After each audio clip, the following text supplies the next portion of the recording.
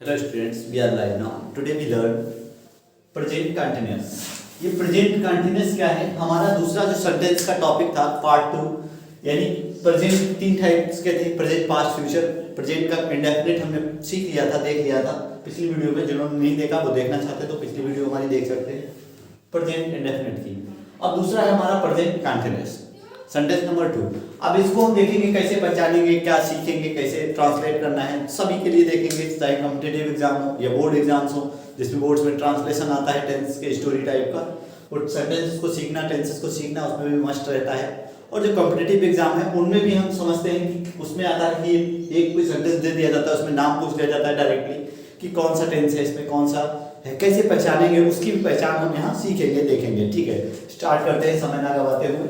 पहला इसका हम देखते हैं पहचान क्या है। पहले हिंदी में पहचान, जिन हिंदी वाक्यों के अंत में रहा है, रही है, रहे हैं आदि शब्द आते हैं। ये हमारा, तो इस तरह से हम पहचान सकते हैं इजीली। हिंदी में जो सेंटेंस लिखा होगा कि जिन हिंदी वाक्यों के अंत में रहा है, रही है, रहे हैं, ये तीन वर्ड्स हम रहा, रही, रहे से देखकर पहचान सकते हैं कि हमारा प्रेजेंट कंटिन्यूअस है। ये हम हिंदी से तो पहचान सकते हैं, इंग्लिश में इसको ट्रांसलेट भी कर सकते हैं अकॉर्डिंग टू रूल जो हम देखेंगे अभी।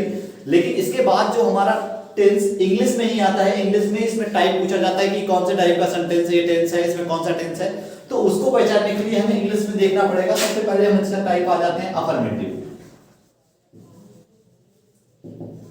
अफर्मेटिव क्या होता है? ये साधारण। अब ये साधारण क्या है, इसको देखने के लिए पहले हमें इसके एचबी को समझ लें, रूल्स को इसको देखते हैं कैसे ट्रांसलेट करेंगे। इसमें एचबी क्या होती है? सहायक क्रिया यानी हेल्पिंग वर्ब, जो हम पिछले लिख चुके हैं, लिख दे रहा हूं मैं फुल फॉर्म भी। हेल्पिंग वर्ब यानी सहायक क्रिया।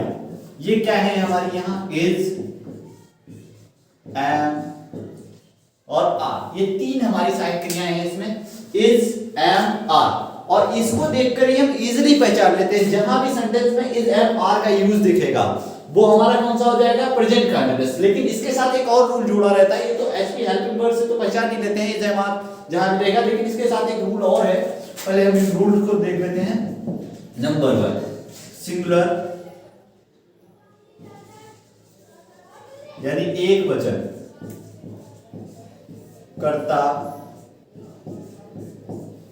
के साथ इज, यानी जहां पर भी एक वचन होगा, कभी कोई सब्जेक्ट एक वचन लिखा होगा तो उसके साथ हमें इज लाना है इन हेल्पिंग वर्ब्स का यूज करने पर। नंबर 2 आ जाता है हमारा प्लूरल के साथ आर लाते हैं, प्लूरल के साथ आर लाया जाता है। ये प्लूरल क्या है? जो भी सिंगुलर है उसके अलावा सिंगुलर में क्या जाते हैं? ही, सी, इट, दिस, दैट, और किसी का नेम हो, ही, सी, इट मेनली सब्जेक्ट यूज किए जाते हैं, और किसी का नेम हो या कोई सिंगल चीज हो तो सिंगुलर होगा। और प्लूरल में क्या हो जाता है? यू, बी, दे, आई, ये सारे प्लूरल हो जाते हैं। और कोई भी या तो डबल चीज हो तो प्लूरल में काउंट किया जाता है। तो इसके बाद आ जाता है हमारा प्लूरल, प्लूरल के साथ आर आ जाता है, सिंगुलर के साथ इज आ जाता है। फिर एम बचता है हमारा, एम कहां लाते हैं? आई के साथ एम, आई के साथ एम का यूज किया जाता है। आई के साथ एम लाकर हम नेक्स्ट रूल आ जाता है हमारा नंबर 4। इसमें क्या है? एमबी यानी मेन वर्ब, एमबी की फर्स्ट फॉर्म में आईएनजी। फर्स्ट फॉर्म जो होती है एमबी, मेन वर्ब जो मुख्य क्रिया है, मेन वर्ब यानी मुख्य क्रिया, जो मुख्य क्रिया है उसमें हम क्या लाते हैं, मुख्य क्रिया में आईएनजी लगा देते हैं। जहां भी सेंटेंस में इस तरह से लिखा हो इज एम आर का यूज किया गया हो, सिंगुलर के साथ इज, प्लूरल के साथ आर, आई के साथ एम और एमपी की फर्स्ट फॉर्म में आईएनजी दिख जाए तो वो हमारा टेंस हो जाता है प्रेजेंट कंटीन्यूअस। जैसे इसका फार्मूला होता है, फार्मूला सब्जेक्ट, सबसे पहले सब्जेक्ट लाते हैं, उसके बाद एचबी लाते हैं यानी सहायक क्रिया हेल्पिंग वर्ब, प्लस एमबी लाते हैं, एमबी की फर्स्ट फॉर्म में आईएनजी लगा देते हैं according to rule, plus object ले आते हैं। ये हमारा फार्मूला हो जाता है किसी भी सेंटेंस को कंप्लीट करने के, ट्रांसलेट करने के लिए हिंदी से इंग्लिश में। अब इसका हिंदी से इंग्लिश में भी हम एग्जांपल्स देख लेते हैं। जैसे लिखा है सीता खाना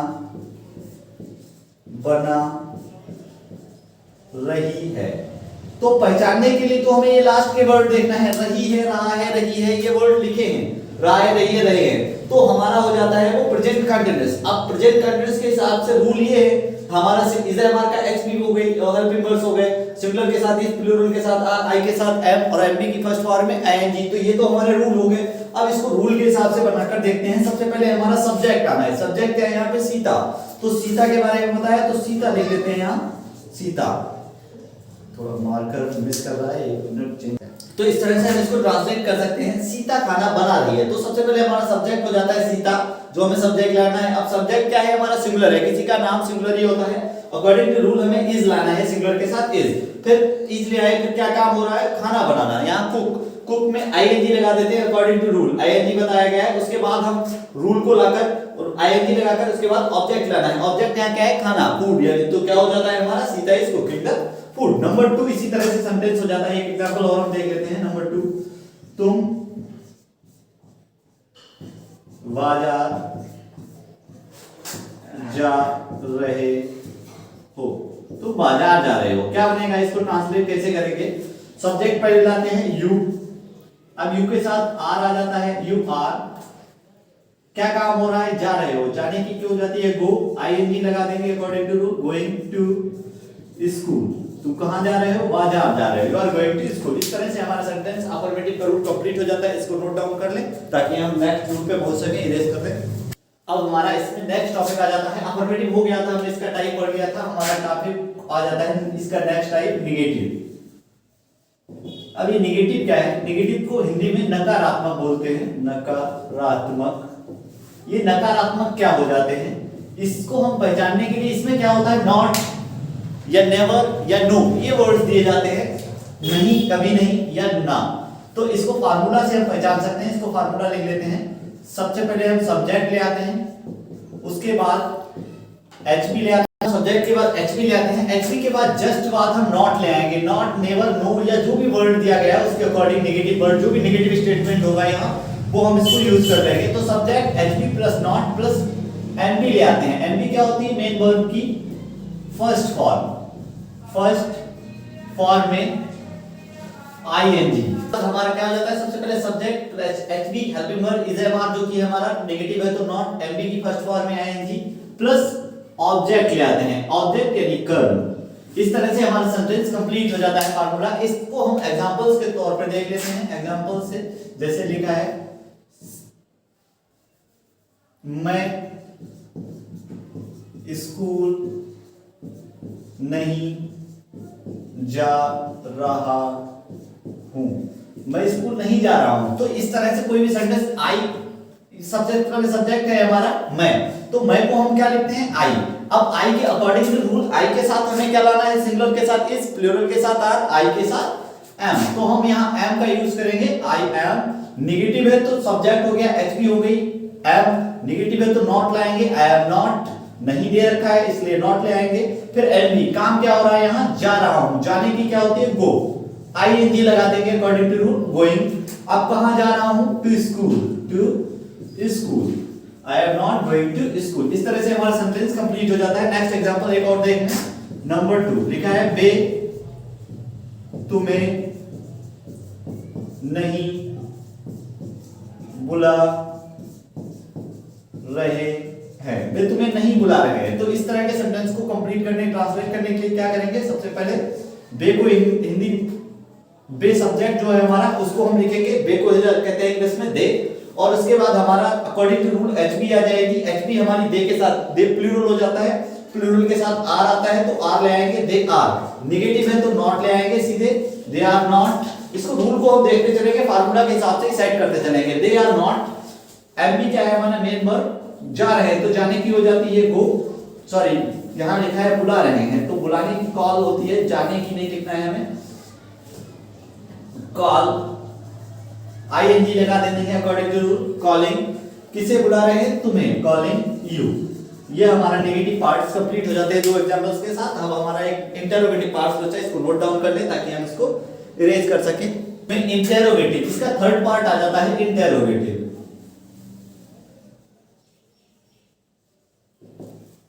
इंटरोगेटिव इसको हिंदी में कहते हैं प्रश्नवाचक।